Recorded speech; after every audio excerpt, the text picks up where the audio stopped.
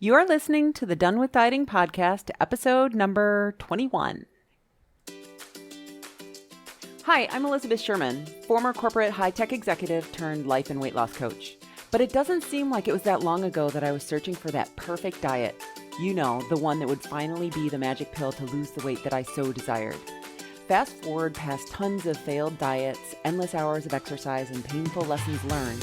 And although I still have not reached the state of nirvana body love bliss that I truly desire, my relationship with food, exercise, and my body is infinitely better than it was not only when I started this journey, but even as recently as 3 years ago.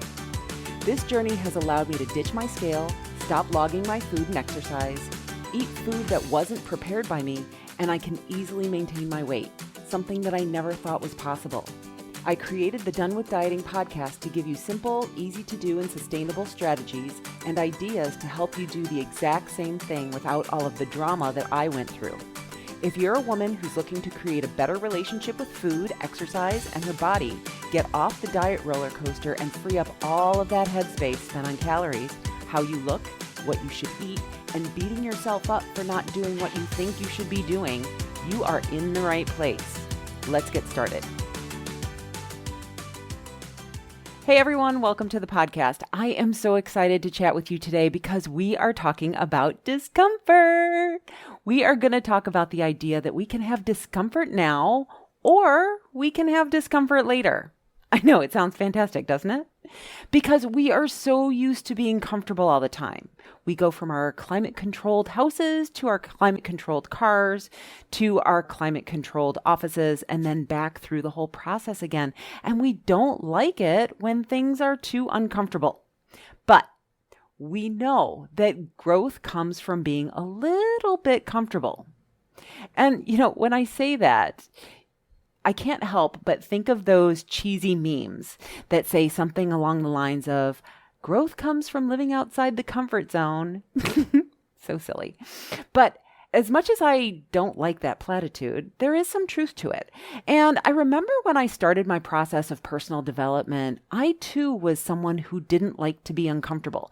I didn't like running because it was hard. I didn't like being hungry because, well, who does? And if we're comfortable all the time, then we don't really have any motivation to change and move forward. Because think about it. When we want to change our behaviors, the discomfort of changing, doing something different, has to be more appealing than the discomfort of staying the same. And so because of that, that's what makes us go out and decide that we are going to start becoming healthier, that we need to eat better, and that we want to lose weight. We're like, I think that we should probably be eating better because if I did, then I might not feel this way. And so we're already experiencing some discomfort, right? But what I want to talk to you today about is actually being uncomfortable on purpose. I know, it's a little kind of crazy, right? Like, who does that? But I'm going to suggest that it might be something that you might want to do if you want to do all those things that you want to do, right? Like get consistent in your exercise habit or eat healthy foods and generally become the type of person who doesn't procrastinate and has all those qualities that your future self has. Right? Like you're going to have to get there. Allowing some discomfort helps us become more advanced and more evolved versions of ourselves. So here's what I want you to think about today. I want you to think about something that you want to do, but that you also don't want to do. I want you to think about those habit changes or those to-do list items or those goals that you've set for yourself that part of you really wants to accomplish. You want to be good at doing it. You want to have it done. And you want to have the results that doing it would create in your life, right? But the actual doing it part is another story. I want you to pick something that it's hard to get yourself to do, something that it's uncomfortable to do, or it's overwhelming, or you just don't enjoy it. So for myself, this podcast has been the most recent thing that is completely challenging that I've been working on. And I totally 100% love it. But it also makes me feel a little bit vulnerable. Like, who am I to tell you all of these things? Who wants to listen to me? And so it was really uncomfortable to publish my first few episodes, and some days, quite honestly, it still is. Some days the words just don't come out right, and while other days I feel so overwhelmed with everything that I have to do. Talking into the void is certainly not my strength. I'm not dissimilar to you when I think that no one wants to hear what I have to say. And so it requires a lot of focus. It requires a part of my brain that I'm not used to using all the time, and it requires a lot of energy. And I was recently putting an episode together and it just wasn't coming out right. And I was getting frustrated with myself thinking, I just want it done. I don't want to go through all of the work of thinking of ideas to talk about. I don't want to prep all of the episodes and have to get my facts right. And I don't want to have to get all of my thinking straight and come up with examples and lessons. I just want it to be done. And I don't want to put in the work, but I want the feeling of having the episode finished. Have you ever felt that way? I want to do the work, but I don't really want to do the work. Do you know what I'm saying? So whatever that is for you in your life, I have many other things like that, like yoga. My podcast is just the big one right now that is on my brain. But sometimes it's just as simple as I want to have tasty food in the fridge so that when I'm hungry, I can eat something healthy instead of what's easy, which usually isn't the healthiest thing. I want to do that, and yet sometimes, most of the time, I don't really want to do that. But some days, when it's time to exercise, and I don't really want to exercise, and I know myself well enough that if I put it off until after work, it just isn't going to happen. So we all have these things in our lives. So here's how I like to think about it. And I have clients that bring me the same situation. They'll say, Elizabeth, how do I get myself to do this thing that I can't seem to get myself to do? And where I always go in my head as a coach anyway, is I notice that this person is sort of in a battle with themselves in this situation, right? And so we have two different parts of our brain. We have our rational thinking brain and we have our emotional immediate gratification brain. Now, our rational thinking brain is the part of our brain that wants long-term results. It creates the goal and it creates the plan. Our rational thinking brain is the part of our brain that decides that we want to lose weight and it figures out how we're going to do it. It knows that we're going to eat these foods at these times and in these quantities, and we're going to exercise X number of times a day for X number of minutes. That's the part that decided a podcast would be a great way of adding value to my clients, and that wants a podcast in order to put my workout into the world in a different way to help reach more people and help more people become healthier. And it's the part of my brain that decided it's not going to be difficult. That's also the part of me that wants to feel energetic all the time and have a strong athletic body. It's the part of me that wants a healthier body that I get when I exercise regularly. So that's the rational thinking brain. Rational thinking, meaning that we're able to use reason, think critically, and draw conclusions for our actions. We weigh out the costs and benefits, and we think about the pros and cons. Now, there's another part of our brain, which is the part of our brain that wants what it wants right now. And that's called our emotional immediate gratification brain. The emotional brain doesn't care about our plans. It doesn't care about fitting into our jeans. The emotional brain just lives in the moment. And it wants to experience pleasure and avoid pain. It's the part of our brain that wants to experience pleasure and ease right at this moment, and it doesn't want to experience discomfort right now. At the end of the day, when I have things that I need to do to follow up with my clients on, this is the part of me that doesn't want to think anymore. It's tired, and it just wants to pack it up and go downstairs and have a glass of wine and relax. Because thinking is hard, and I don't want to do it anymore. It's the part of our brain that is present to the right now, what we're feeling right now, what we're experiencing right now. And we don't want to do that thing if it's hard. We don't want to do the work to prepare the healthy food, even though we want to eat the healthy food. We don't want to cut the vegetables, and we don't want to clean the dishes. So ordering out seems way more tempting. That's our emotional brain, our immediate gratification brain, and we all have it. We don't always give in to our immediate gratification brain, which is just, I want what I want, and I want it right now. So these two parts of our brain are both constantly communicating with us. They like to be in competition with one another. It's kind of like when we see the angel and the devil on our shoulders, each telling us what we should be doing, which doesn't feel good to us. This is why we feel this sort of dissonance within that clients bring to me saying, I don't understand why I keep sabotaging myself. So what's the solution? Well, I like to recognize for myself that the solution is that I need to own that I'm either going to choose discomfort now or I'm going to choose discomfort later. And knowing that is so very powerful. It's powerful because the emotional brain wants to keep us safe. It does that by keeping the status quo. It doesn't want us to do the thing that we need to do to have future happiness because that thing is either hard or it's going to rock the boat. We don't know what that's going to provide for us, and that's scary. We don't like doing hard or uncomfortable things, so we avoid them. Except that if we don't do the hard things in the short term, we most likely will create a more difficult situation for ourselves later on. So we're not actually avoiding discomfort at all. We're just postponing it. Let's take exercise, for example. So every day I get up at 6 a.m. and I do a little reading. Maybe I do a little bit of work, follow up with emails, do social media, sit on the couch, and I drink my coffee. And then I do my workouts.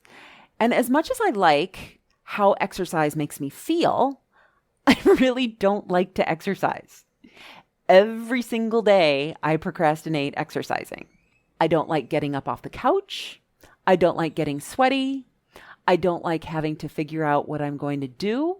And while at the same time, I would totally resist it if someone else told me what to do. And quite honestly, exercise is hard. I get out of breath. My muscles burn. My workout space is outside, and most of the time here in Mexico, it's really freaking humid. And sometimes it's even raining. And there are bugs. So it's not always a ton of fun. I would much rather drink my coffee, take a shower, not be all hot and sweaty, and have to cool down afterwards before I put on my clothes. I would love to go days without washing my hair and not having to dry it because it takes time. And quite honestly, the hairdryer is hot and it makes me sweaty as well. And then there are my clothes, which quite honestly don't smell too great afterwards. And having to commit to washing them regularly so that they don't really stink. So exercise is a complete commitment and it's hard to do. But I've also noticed that exercise helps me manage my stress. It helps me to sleep better at night. It helps keep my anxiety at bay. It helps me to process my thinking and come up with ideas and helps me with other problem-solving issues. Maybe choosing some discomfort now and being able to do difficult things might save us some discomfort down the road.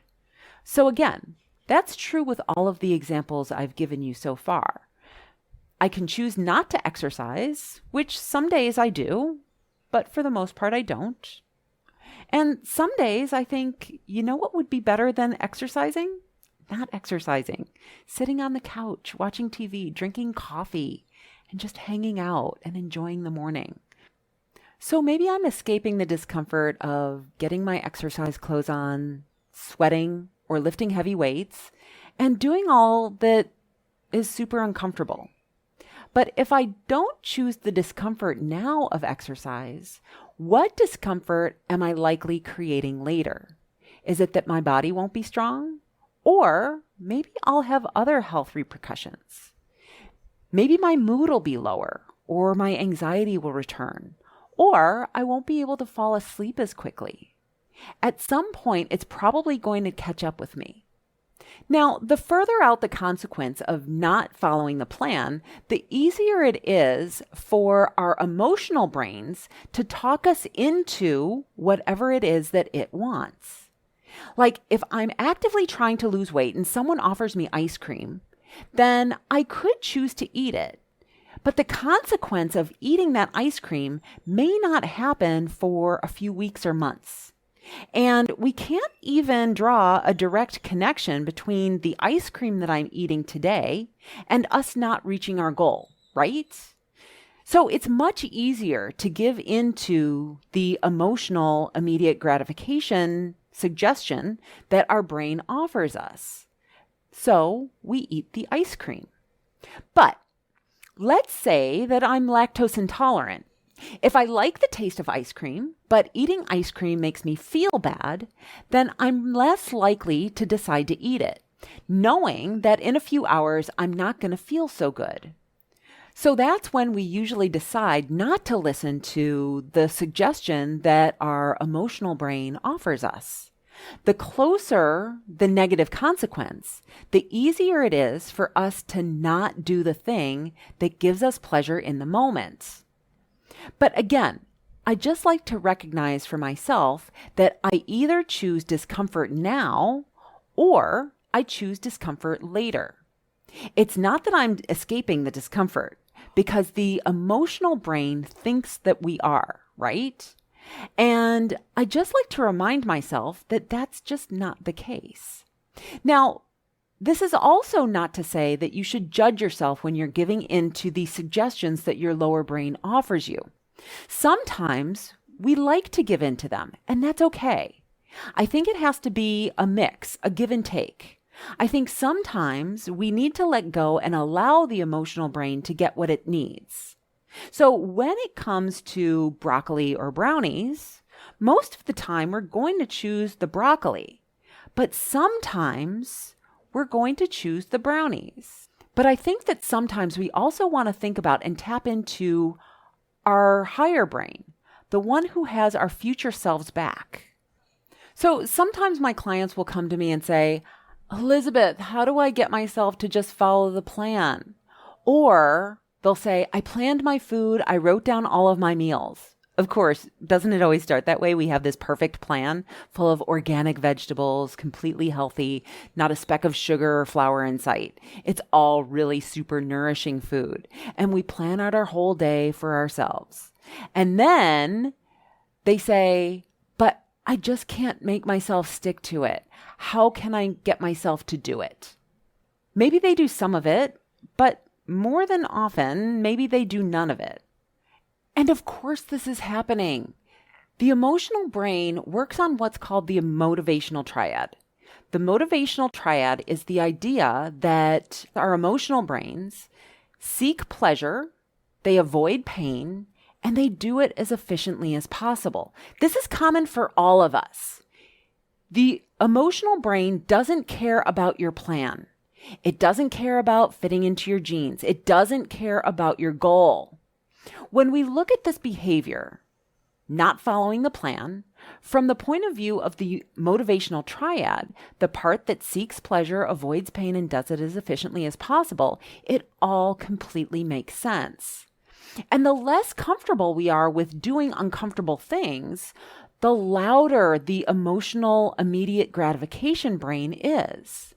But the other part to that is there are going to be times when I'm going to have to tell my brain, hey, brain, I hear you, but we're not doing that today. And I'm going to have to then deal with the discomfort that I have as a result. That's it. I have got to be willing to be uncomfortable.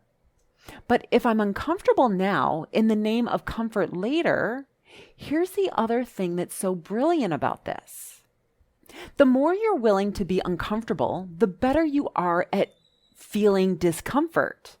I used to have this mantra that I would say to myself, I am comfortable being uncomfortable. The more we can allow ourselves to feel negative emotion, the better we'll be at feeling discomfort. And this is why. And the better we will be at quieting that emotional immediate gratification brain. Because the better we get at feeling discomfort in the short term, the more amazingness we create for ourselves in the long term. Now, here's the thing. These thoughts are always going to be there. They're never going to go away. The more we allow them to run the show, the louder they get. They become bossy. But the more we talk to ourselves, over listening to ourselves, the quieter they get. I also want you to keep in mind that we have upwards of 60,000 thoughts in a day. Trying to rewire your brain and redirecting your brain is not as easy as flipping a switch. It requires a little bit of work, and it requires some conscious effort. The first step is becoming aware of the thoughts that our emotional brain is offering us. And this takes a lot of paying attention to our thoughts and paying attention to our feelings. Because the more we can pay attention to those suggestions that the emotional immediate gratification brain offers us, without us even realizing it, the better we can get at identifying and deciding if we want to go along with it in the first place. Because sometimes when we're trying to decide between brownies and broccoli, the brownies need to win. But I think that sometimes our emotional brain is just being a petulant child, saying things like, I don't want to eat my vegetables. I don't want to exercise, right? Kind of like when I was a younger woman and I was like, Elizabeth and sweat don't go along together in the same sentence. And I totally get it. We're just being a brat. But sometimes we need to eat the vegetables and not love doing it. We could just decide to feel whatever emotions we feel and do the thing that we are avoiding doing anyway. Now, I also want to talk to you about two different types of discomfort. Deferred discomfort versus necessary discomfort. So, if I'm willing to choose discomfort now, and I'm willing to do some things that I kind of don't really feel like doing, that I really don't enjoy doing, that kind of discomfort is moving me someplace. Because, like I said, it's going to create that different result, that result that we want. It's going to give me a healthier body, a cleaner house, food that's prepped in the refrigerator so that I can eat it in a moment's notice. It's going to give me a podcast, whatever it is that I want or that I'm working on. I'm going to achieve certain goals that I want to have in my life. So this discomfort is necessary. It's necessary because it's getting us someplace. It's getting us a result. When I choose discomfort later so that I can have ease now, that's what I call deferred discomfort. An example of that would be eating in response to a negative emotion, right? Or avoiding work by scrolling Instagram. Now, we're choosing to distract ourselves knowing that we're going to have to deal with this thing later. So it's often similar, if not the same emotions, but the difference is it's not moving me anywhere. I'm not becoming more of who I want to become, and I'm not creating what I want to create. So I'm still in discomfort, but I'm deferring the discomfort. Does that make sense? So choosing the discomfort now means we're choosing necessary discomfort. Necessary to get us to what it is that we want. Choosing discomfort later means that I'm deferring my discomfort. I'm deferring my pain. And you can see why I recommend that you choose to go through the discomfort now, at least more often than we probably are. So when people ask me the question, how do I get myself to just follow the plan, Elizabeth? It's an interesting one for myself as a coach, but it's also a tough one because when you think, how do I get myself to just get up every morning on time? There's part of me that says, well, you just get out of bed. You just do it. But what people really mean when they ask me this is, How do I deal with the negative feelings that go along with that? They think that they want me to help them to feel better about getting out of bed in the morning. And again, maybe there's a little bit of progress that we can make there. And I'm all for you experimenting, but at some point, we just need to chalk it up to doing things that you just don't like doing. And you do it anyway. It's part of learning how to parent yourself. The better you can get at doing things that you don't want to do, the more amazing your life will become. And I use the phrase managing your mind a lot with my clients. I say, we just need to manage your mind. But I'm not always talking about managing your mind to feel better. Sometimes managing your mind is saying, hey, listen, brain, I hear you. I get it. I understand that you want the brownie or that you don't want to prep your food right now. I understand that we don't want to do this. But if we don't, the future version of me is going to be effed. And I love her. And I want her to succeed. I want her to be successful. And so we're going to do what we need to do now so that we set ourselves up for success later. And then after we've done it, we are going to thank ourselves because we are now so freaking proud of what we did, that we did something that we didn't enjoy, but we are going to reap the benefits later. We need to do things that we don't like so that we can do the things that we do. All right, everyone, you get to decide. Discomfort now or discomfort later. I'll talk to you next week. Bye-bye. Hey, thanks for listening. If you're done with dieting but still want to create healthy habits that are simple, easy to do, and sustainable, I've got an amazing resource for you. The 8 Basic Habits That Healthy People Do guide and checklist has everything you need to get started. And if you do these 8 things, not only will your body right size, but you'll probably be healthier than most people you know.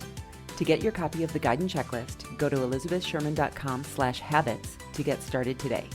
That's elizabethsherman.com, HABITS. See you next week.